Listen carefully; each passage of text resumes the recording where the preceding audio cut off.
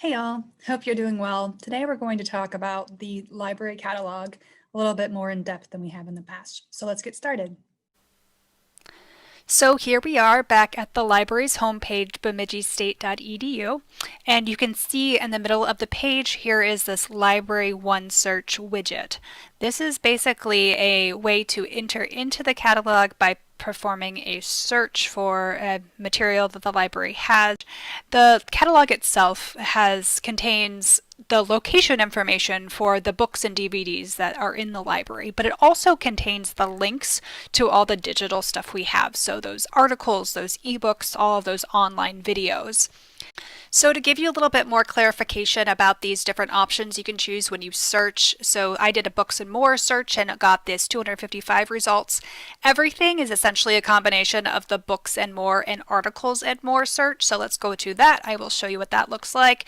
So we do see books still, but this expands to mostly articles. So you can see on the left hand side, this is what the results are. We have almost 20,000 articles, and then it goes down from there.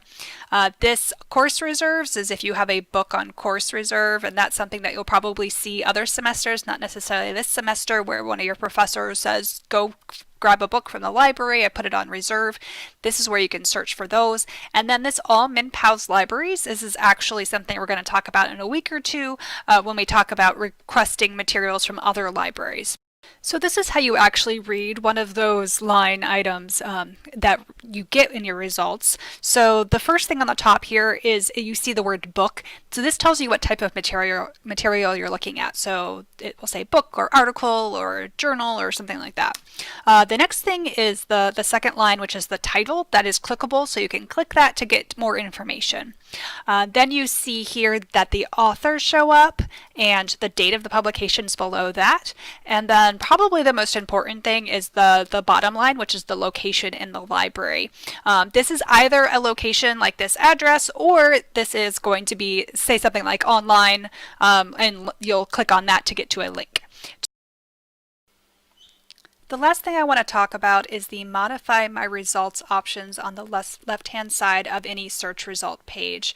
The Modify My Results options are filters that allow you to take your potentially large number of results and make them smaller, customize those results to make them something that's actually more useful for you, particularly if you already kind of know what you're looking for. So I've done a search already for women's suffrage, but I actually am looking specifically for newspaper articles, let's say, for women's suffrage.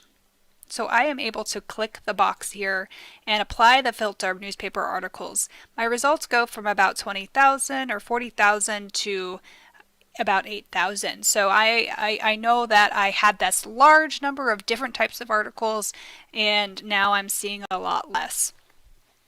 You have other options here too.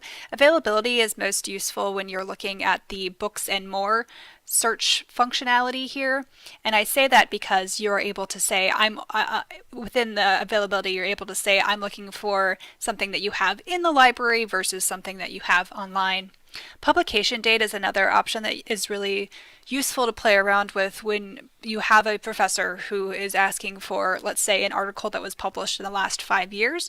Well, you can change the span to say, 2015 to 2020 and refine. So I would recommend using these filters when you already know kind of what you're looking for, but you don't want to add the filters to your search string. You can just play around with them here in the Modify My Results area of your.